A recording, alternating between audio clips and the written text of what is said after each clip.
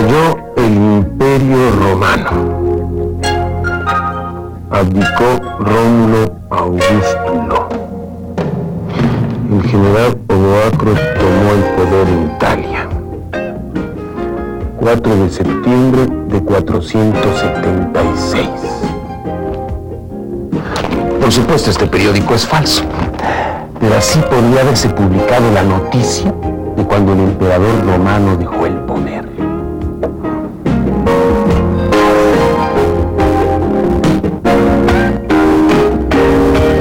Sin embargo, entonces nadie consideró que el Imperio Romano hubiera caído.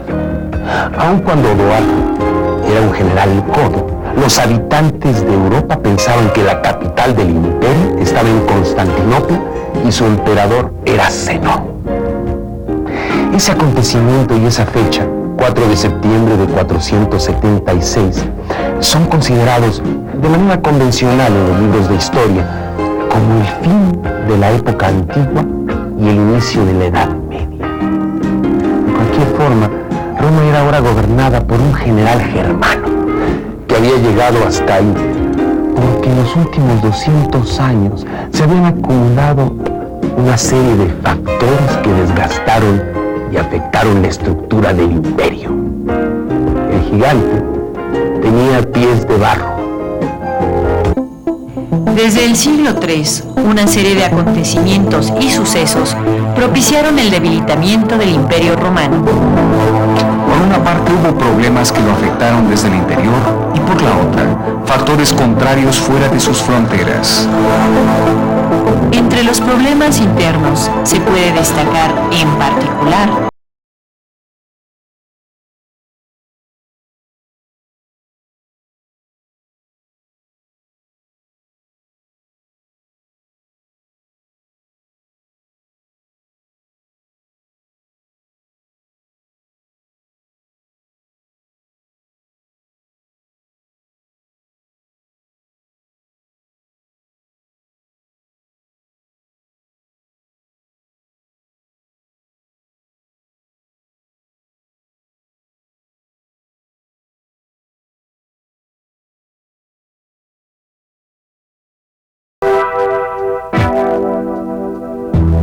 la situación por la que atravesaba el imperio, falta de esclavos, escasez de alimentos y precios elevados, los ciudadanos libres se vieron obligados a emigrar al campo. Ahora los propietarios adinerados de las villas, en sustitución de los esclavos, recibían a los ciudadanos romanos, quienes a cambio de alimentación y vivienda, trabajaban en las tierras. Como resultado de estas migraciones, las ciudades fueron quedando vacías, y esta fue una de las razones por las que Constantino trasladó la capital de su gobierno, de Roma en Occidente, a Bizancio en el Oriente, donde construyó Constantinopla, ya que era una región más rica, con mayor cultura y más populosa. Estos factores internos en el debilitamiento del imperio se vieron agravados por los intereses de los jefes militares que, por adquirir poder y autoridad, se enfrascaron en guerras internas. Estas luchas provocaron, a su vez, enormes gastos destinados a los militares y a la administración, agotando las reservas de metales preciosos con que contaba el Estado. Todos estos problemas en el interior del imperio provocaron además el descuido de las defensas fronterizas, lo que a su vez facilitó las invasiones de las tribus germánicas. El imperio agonizaba.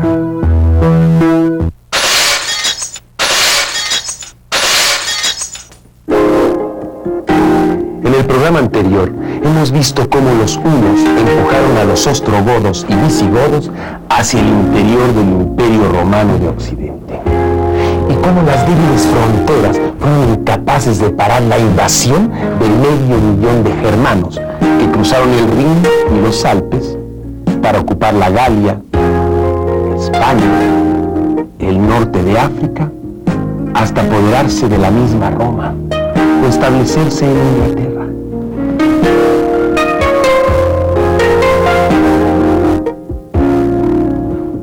Los hunos permanecieron en calma durante medio siglo, pero en el año 433 se pusieron nuevamente en marcha bajo el mando de Atila. Atila, que había logrado unificar a las tribus tártaro-mongolas, se lanzó a la conquista produciendo tan tremenda impresión que lo llamaban el azote del dios.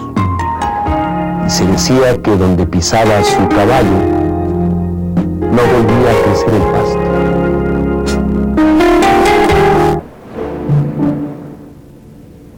A mediados del siglo V, el Imperio de Occidente, para poder ser gobernado, se había transformado en una especie de confederación de pueblos bárbaros bajo la autoridad del emperador. Así que cuando los hunos se movilizaron desde el curso del Danubio Medio, la actual Hungría, los bárbaros se unieron a los romanos para combatir a las hordas de Atila. Los visigodos, los francos, los burgundios pelearon bajo el mando del general romano Aecio, derrotando a los hunos en Chalons y obligándolos a retirarse de la Galia. Atila se lanzó entonces contra Italia, llegando hasta las puertas de Roma, de donde se retiraron tras recibir, según dicen las leyendas, un considerable presente en oro que el Papa León I le envió. Los hunos volvieron a su campamento en el Danubio en 453, y ahí Atila contrajo nuevas nupcias añadiendo una mujer más a su harem. La boda se celebró con una gran fiesta, luego de la cual Atila se retiró a su tienda donde murió durante la noche, al parecer de un ataque causado, quizá, por los excesos del festejo. Su reino quedó dividido entre sus muchos hijos y se derrumbó ante la revuelta germánica que se desató en cuanto se tuvo noticias de la muerte de Atila. La dominación huna llegó a su fin y estas tribus desaparecieron de la historia.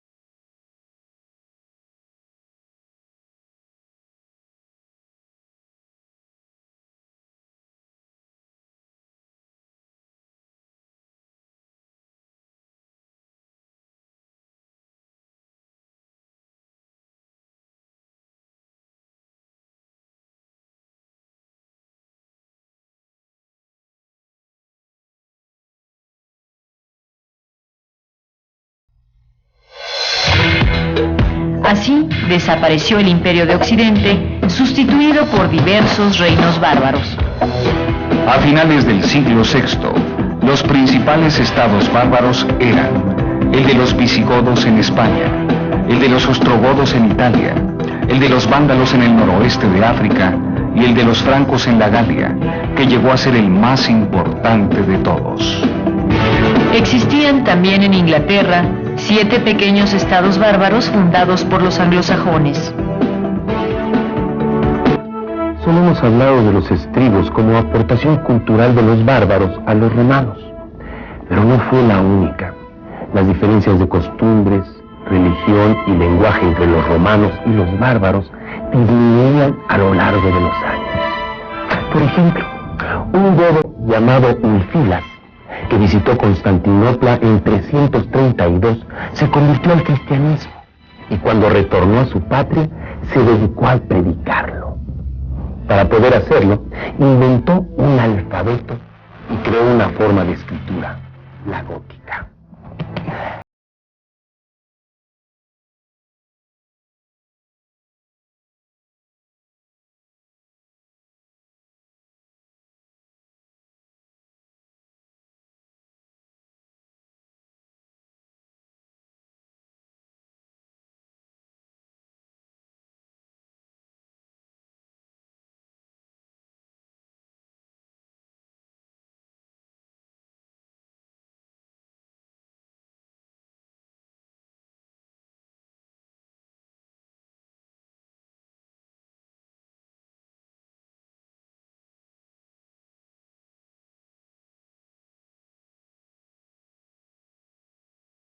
los años de las invasiones, se fue forjando un nuevo tipo de cultura, como resultado de la adaptación por los bárbaros de algunos elementos de la civilización.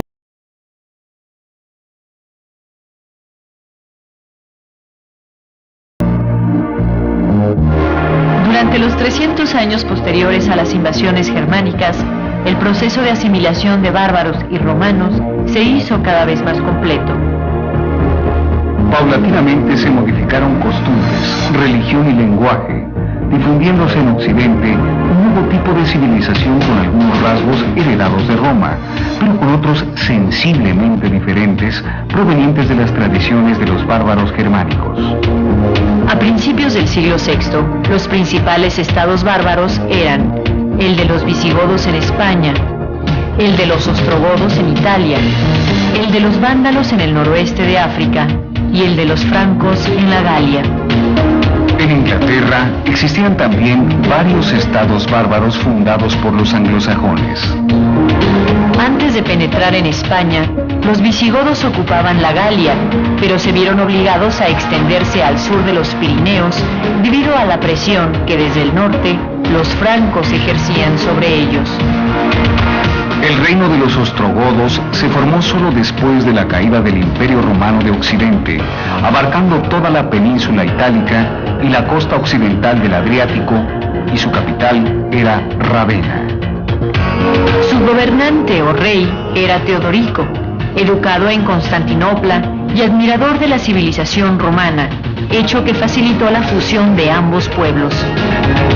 Más tarde, los lombardos se establecieron en la región septentrional de Italia, que desde entonces recibe el nombre de Lombardía. Los francos llegaron a la Galia después de la invasión del año 406 y se mezclaron poco a poco con los romanos, hasta convertirse en defensores de su herencia cultural en la época en que los gobernó Carlomagno, casi 4 siglos después. Estas tribus francas se unieron en torno a Clodoveo, quien extendió el territorio por toda la Galia y desde el Rin hasta los Pirineos. Estos territorios habían sido ocupados por los burgundios, quienes desde entonces pagaron tributo a los francos. Las tribus germanas eran agricultoras y pastoriles. No conocían la propiedad privada de la tierra y cada año los jefes de las tribus decidían qué parte del suelo se cultivaría asignando las porciones a cada clan. Esta redistribución periódica impedía grandes diferencias de riqueza entre clanes y familias y... Sin embargo, de acuerdo a algunos estudios, se piensa que los rebaños sí eran de propiedad privada y constituían la mayor riqueza de los principales guerreros de las tribus. En tiempos de paz no existían jefes con mayor autoridad. Estos se elegían solo en tiempos de guerra. Al establecer contacto con los romanos, sus costumbres se modificaron y la tierra empezó a ser asignada a personas concretas. Sin embargo, mantuvieron un consejo o asamblea de guerreros para la toma de las principales decisiones de esta asamblea. Surgiría más tarde la aristocracia y los líderes que se convertirían con el tiempo en reyes o monarcas. El mismo contacto con los romanos motivó la diferenciación social, con una mayor organización política y militar. Surgieron entonces los generales, los oficiales y soldados que ocupaban mayor rango que los agricultores, pastores y esclavos. Las extensiones de tierra eran mayores para las jerarquías más altas de la estructura militar y disminuía conforme la escala social, con lo cual se asentaron las bases para el tipo de organización que surgirá después, el feudalismo.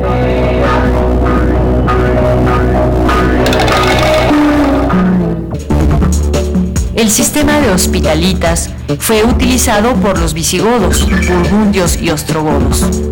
Entre los burgundios, los jefes recibían además 1/3 de los esclavos y la mitad de las tierras forestales.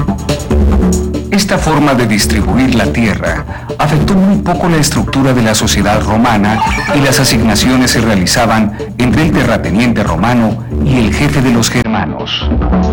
Estos jefes germanos distribuían esa tierra entre los clanes o las rentaban a otros germanos. En muy poco tiempo surgió una aristocracia germánica bajo la cual existía un campesinado dependiente, que incluso llegó a contar con esclavos para los trabajos agrícolas.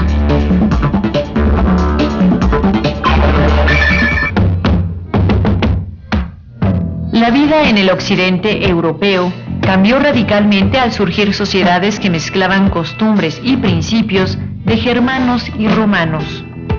En lo político surgieron monarquías poseedoras de extensas propiedades que continuamente estaban en guerra contra sus vecinos. En lo económico, la población se trasladó al campo, olvidándose del comercio que había dado vida a las ciudades. En lo religioso, la mezcla de germanos y romanos enfrentó al paganismo y al catolicismo hasta que consiguió imponerse esta última doctrina. La autoridad de la Iglesia Católica permaneció hasta 200 años después.